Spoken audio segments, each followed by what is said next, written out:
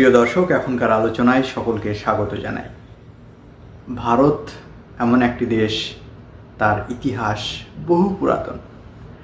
ঐতিহাসিক দিক থেকে ভারতের যে বিচিত্রময় এলাকা গোটা পৃথিবীর কাছে সুপরিচিত।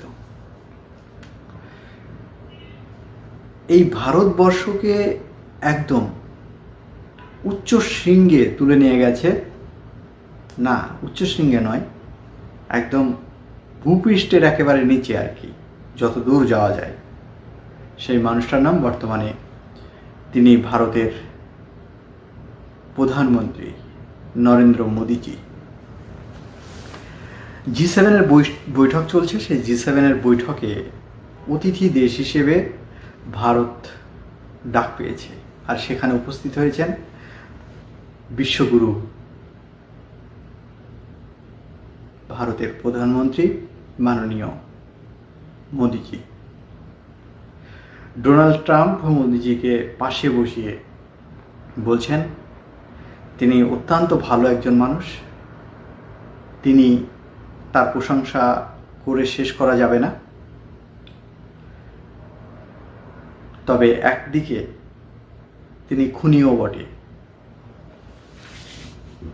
এই রকম বক্তব্য যখন দিচ্ছে একদম পাশে বসিয়ে রেখে, খিলখিলিয়ে হাসছেন মোদীজি। এই দৃশ্য দেখার পর একজন ভারতীয় হিসেবে নিজেকে প্রশ্ন করতে বাধ্য হচ্ছি, মূর্খামির একটা লিমিট থাকা দরকার আছে। নিজে না জানলে, না বুঝলে দোভাষী কাউকে নিতে পারতেন, যে আমি ইংরেজি জানি না, আমাকে ট্রান্সলেট করে দিক, এবং সেই কথার যতক্ষণ পর্যন্ত তিনি না বুঝবেন যে সেই ভাষাটায় কি বলতে চাইছেন, ততক্ষণ তিনি অন্ততপক্ষে চুপ করে থাকুন।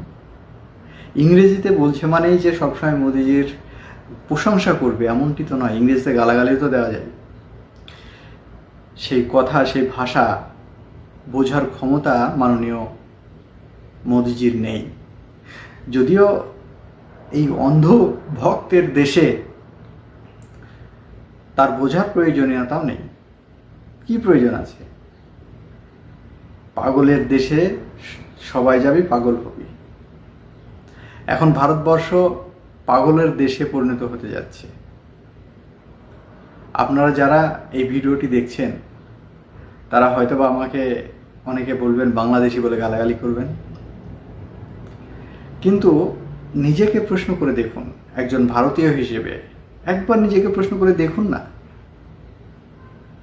যে আপনি একটা কোনো কথা শুনলেন বা শোনার পরে আপনার ব্রেনে সঙ্গে সঙ্গে রিয়াকশন হলো যে কথাটি ভালো বললো না খারাপ বললো। তারপরে আপনার ফিলিংস আসবে, এটাই হাসি, কান্না, ক্রোধ, রাগ, এই সমস্ত বিষয়গুলো। কিন্তু আমাদের দেশের প্রধানমন্ত্রীজি তিনি না বুঝেও হাসেন। না বুঝে হাসে কারা? তারা তো পাগল। তাহলে কি ভারত পাগল দ্বারা পরিচালিত হচ্ছে? না না, অন্ধভক্ত দ্বারা পরিচালিত হচ্ছে। একটা নতুন জাতির উদ্ভব হয়েছে ভারতবর্ষব্যাপী, অন্ধভক্ত। আপনি যদি প্রশ্ন করেন তাহলে হয় আপনি পাকিস্তানি নতুবা বাংলাদেশি। আপনি যদি রাষ্ট্র ব্যবস্থা সম্পর্কে প্রশ্ন তোলেন তাহলে হয় আপনি বিরোধী দলের, হয় আপনার নামে মিথ্যা কেস লাগিয়ে দেওয়া হবে। যারা চুপচাপ, চোখ আছে সুন্দর, দেখতে পাই, হাত আছে, পা আছে, মুখ আছে, কিন্তু বিশেষ সেন্সের ঘাটতি, ঠিক ওই মোদিজির মতোই, এই টাইপের অন্ধভক্ত তৈরি হয়েছে ভারতবর্ষে। যে কারণে ডোনাল্ড ট্রাম্প মোদিজিকে প্রশংসা করছেন, ভালো, খুব ওয়েলম্যান। তার সঙ্গে সঙ্গে বলছেন যে তিনি খুনিও বটে, আর সেখানেও হাসছেন। যদিও অন্ধভক্ত বলবেন যে ডোনাল্ড ট্রাম্প তো ফ্রেন্ড, মাই ডিয়ার ফ্রেন্ড, তো ফ্রেন্ডের সঙ্গে মশকরা হতেই পারে, একটু আমাদের যারা বন্ধু আছে তাদের সঙ্গে অনেক সময় ঠাট্টা আর কি হয় যে কে শুনলাম নাকি তোর বা পায়ের জুতোটা ডান পায়ে পরেছিস। আমি হেসে দিলাম, হ্যাঁ হ্যাঁ ওটা তো অনেক দিন আগে ছোটোবেলায় করেছিলাম, তারপরে আর সেই ভুল হয় না। তো অনেকটা এইরকম, ওরা দুই দেশের রাষ্ট্রপ্রধান তো নয়, ওরা দুই দেশের খিল্লি প্রধান, এবং আপামর জনসাধারণকে বিশেষ করে আমেরিকার চোখ দিয়ে গোটা পৃথিবীতে ভারতের মানদণ্ড নিচে নামাতে নামাতে এমন একটা পজিশনে নিয়ে যাচ্ছেন, কি বলবো। এনার সঙ্গে এনার সম্পর্কে যত কম বলা যায় ততই ভালো। আর এই কম বলতে বলতে যারা বলতে পারে, যারা ন্যূনতম বিবেক বোধ আছে, তারাও চুপ করতে করতে আজকে তারাও বাকরুদ্ধ হয়ে গেছে যে এই ভারতবর্ষ স্বাধীনতার ইতিহাসে যাদের রক্তে লেখা হয়েছে এই প্রধানমন্ত্রী পাওয়ার জন্য, আজকে যার ভিতরে ন্যূনতম জ্ঞান গরিমা কিচ্ছু নেই, শুধুমাত্র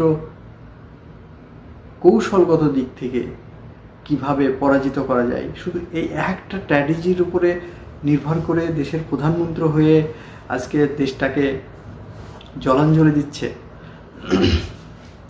সুপ্রিয় দর্শক, ভাবতে অবাক লাগে।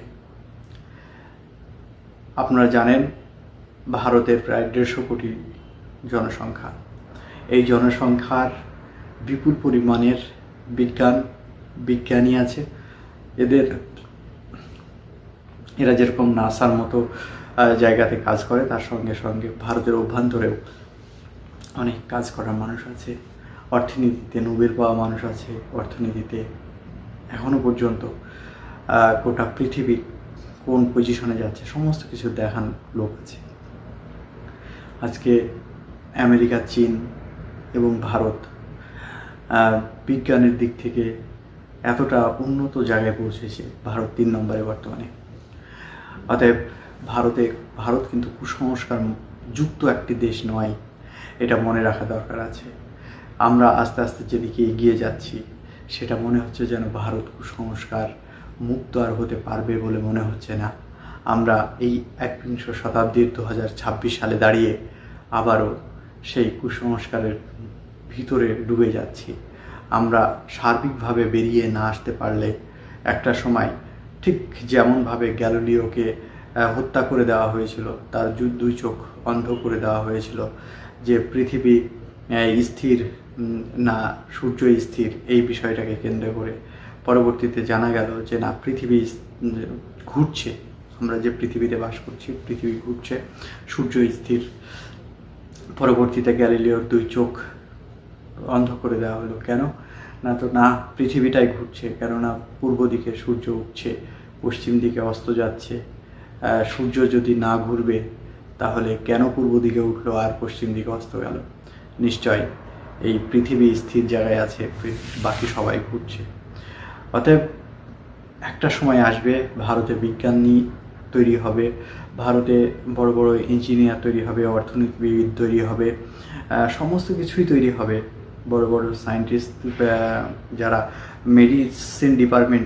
মেডিকেল ডিপার্টমেন্টেও ভালো ভালো কাজ বা ওষুধপত্র আবিষ্কার করতে পারবে, বিভিন্ন রোগের টিকা আবিষ্কার করতে পারবে, এমন মানুষ তৈরি হবে। বাট এই অন্ধভক্ত ভারতবর্ষের মধ্যে এত বেশি তৈরি হয়ে গেছে, বা আগামী দিনে এদের সংখ্যা আরও বেড়ে এত দাপাদাপি শুরু হবে, যেখানে ঠিক গ্যালিলিওর সত্য কথা যেমন বাইরে বেরিয়ে আসতে দেয়নি, অনুরূপভাবে ভবিষ্যতের ভারতের সত্য কথা, ন্যায় কথা মানুষের কাছে উঠে আসবে না। এরা গলা টিপে হত্যা করবে। আজকের দিনে দাঁড়িয়ে মিডিয়ার দিকে তাকালে আমরা অবাক না হয়ে পারি না। চতুর্থ স্তম্ভ হিসেবে পরিচিত এই গণতান্ত্রিক দেশের একটি পায়া আজকে বিক্রি হয়ে গেছে আর একটি পায়ার কাছে। গণতন্ত্র শুধুমাত্র ঠুটো জগন্নাথ মাত্র শুধু শুধু তাকিয়ে থাকবে, দেখবে, এই পজিশন আজকে বিলং করছি আমরা।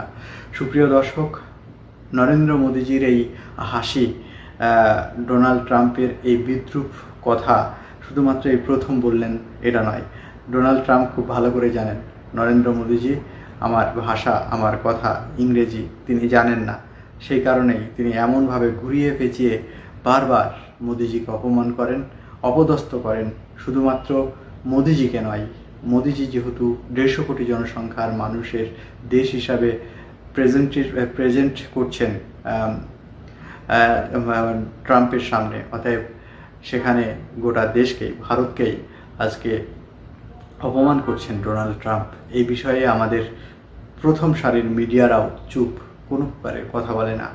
সুপ্রিয় দর্শক, আজকের আলোচনা এখানেই শেষ করব।